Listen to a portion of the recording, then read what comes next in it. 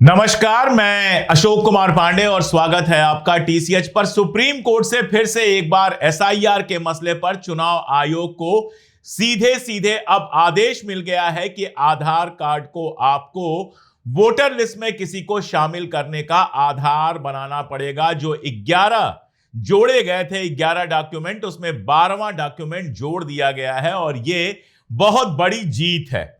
दरअसल 65 लाख लोगों के नाम जिस तरह से काटे गए थे, उसको लेकर जिस तरह से लगातार बात चल रही थी, सुप्रीम कोर्ट में मामला चल रहा था, उसमें सबसे बड़ा मामला यही था कि ये जो 11 कागज मांगे गए हैं, ये बहुत सारे ऐसे कागज हैं जो लोगों के पास होते ही नहीं है, जबकि आधार तो सबके पास होता है और आधार तो बाकायदा आपका बायोमेट्रिक लेके बनाया जाता है। लेकिन आधार को आधार नहीं बनाया जा रहा था। आधार को पिछली बार जब सुप्रीम कोर्ट ने कहा था तो मैंडेटरी नहीं किया था कि बिल्कुल आपको मानना ही है, लेकिन इस बार सुप्रीम कोर्ट ने एकदम क्लियर कर दिया, आदेश कर दिया कि आधार को आपको मानना पड़ेगा वोटर लिस्ट में जोड़ने के लिए। एक महत्वपूर्ण दस्तावेज, जरूरी दस्तावेज, एक ऐसा दस्तावेज जो अगर किसी के पास है तो आप उसको वोटर लिस्ट से बाहर नहीं कर सकते हैं। आमतौर पर इसको बड़ी जीत बताया जा रहा है और योगेंद्र यादव ने बाकायदा वीडियो बना के बताया कि आखिर ये जीत क्यों है, आखिर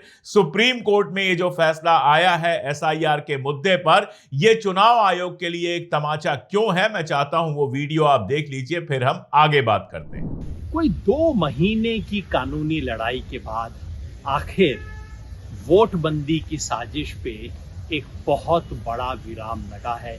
एक ऐतिहासिक आदेश आज मिला है सुप्रीम कोर्ट में, जहां सुप्रीम कोर्ट ने स्पष्ट शब्दों में अब कह दिया है कि आधार को आपको जैसे 11 दस्तावेज थे उसी तरह से 12वें दस्तावेज के रूप में स्वीकार करना पड़ेगा।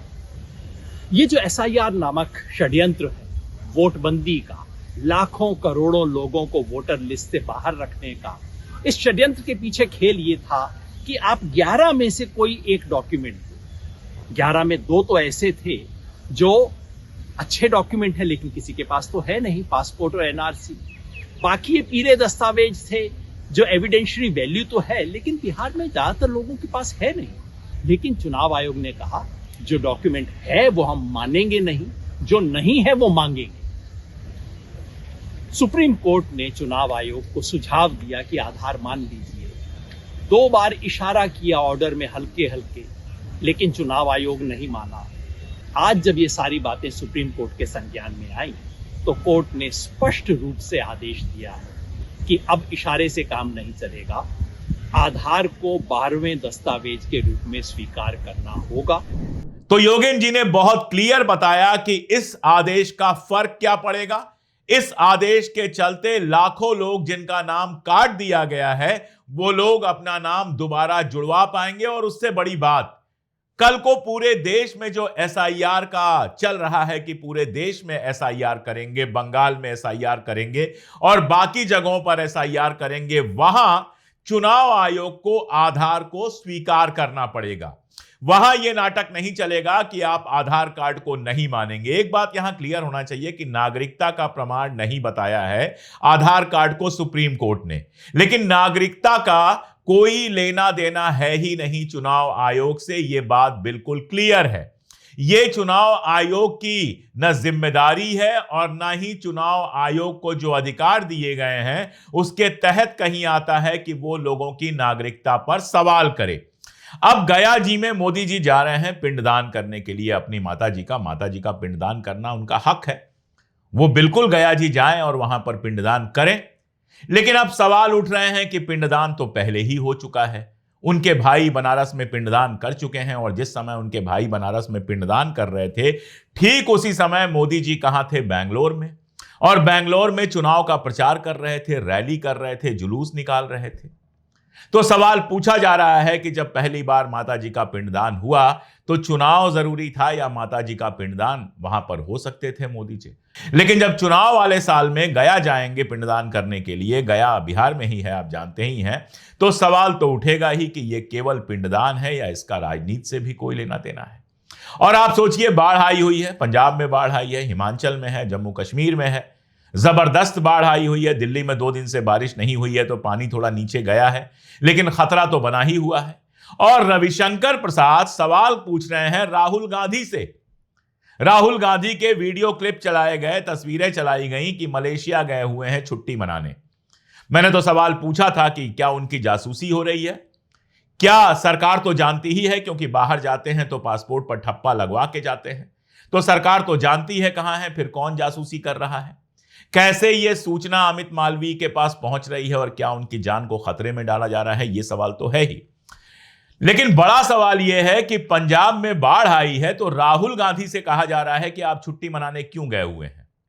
प्रधानमंत्री कहीं नहीं जाएंगे, प्रधानमंत्री मणिपुर नहीं जाएंगे, प्रधानमंत्री पंजाब नहीं जाएंगे, कहीं कोई संकट आ जाए प्रधानमंत्री नहीं जाएंगे, राहुल गांधी से सवाल पूछा जाएगा। मुझे तो लगता है कि रविशंकर प्रसाद जैसे लोग मन ही मन मान चुके हैं कि प्रधानमंत्री राहुल गांधी ही हैं, इसलिए उनकी जिम्मेदारी है कि कहीं बाढ़ आए, कहीं कोई समस्या हो तो वो पहुंचे। मोदी जी तो बस पॉलिटिक्स करने के लिए और चुनाव प्रचार करने के लिए प्रधानमंत्री बनाए गए हैं। रूबिया लियाकत शो चला रही हैं कि देश में बाढ़ है और राहुल गांधी विदेश घूम रहे हैं। तो क्या करें भाई? राहुल गांधी जी को प्रधानमंत्री की कुर्सी पर बैठकर राहत भेजनी है, या राहुल गांधी जी को पंजाब के मुख्यमंत्री की कुर्सी पर बैठकर वहां पर बचाव का कार्य संभालना है? वो विपक्ष के नेता हैं और उन्होंने सबसे पहले वो विपक्षी नेता हैं जिन्होंने बाकायदा पोस्ट की थी और प्रधानमंत्री से यह मांग की थी कि इन जगहों के लिए विशेष पैकेज घोषित किया जाए। अगर वाकई आप पत्रकार हैं तो प्रधानमंत्री से सवाल पूछते कि इन राज्यों में जहां इतना संकट आया हुआ है वहां के लिए अब तक कोई स्पेशल पैकेज क्यों नहीं आया? लेकिन प्रधानमंत्री से सवाल नहीं पूछना है। सवाल पूछा जाएगा तो राहुल गांधी से सवाल पूछा जाएगा। इसीलिए मैं कहता हूं कि कई बार ऐसा लगता है कि इन लोगों ने मन ही मन मान लिया है कि देश में जो भी संकट होगा उसको दूर करने की जिम्मेदारी जो है वो राहुल गांधी पर है। आप याद कीजिए, कोविड चल रहा था, लोगों को जरूरत थी ऑक्सीजन की, लोगों को जरूरत थी दवाओं की, लोगों को जरूरत थी बसों की, और राहुल गांधी के नेतृत्व में कांग्रेस ये सब कर रही थी। मोदी जी आराम से मोर के साथ फोटो खिंचवा रहे थे। तो इन लोगों के मन में बैठ गया है कि काम करने के लिए तो राहुल गांधी हैं, बाकी सब मजे करने के लिए, टीवी पर इंटरव्यू देने के लिए, बड़ी बड़ी बातें करने के लिए सिर्फ मोदी जी हैं। तो खैर, देखते हैं कि एसआईआर पर जो ये फैसला आया है इसका कितना असर होता है। किसी भी दिन राहुल गांधी अगला हाइड्रोजन बम छोड़ सकते हैं। उम्मीद की जा रही है कि यह बम या तो हरियाणा पर होगा या फिर सीधे बनारस पर भी हो सकता है। और उस बम के बाद निश्चित तौर पर वोट चोरी को लेकर जो जनता के बीच में बहस है वो और तेज होगी और चुनाव आयोग के लिए अपनी विश्वसनीयता बचाकर रखना बहुत मुश्किल हो जाएगा अगर वो सही कदम नहीं उठाएगा। आज के लिए इतना ही, बहुत शुक्रिया।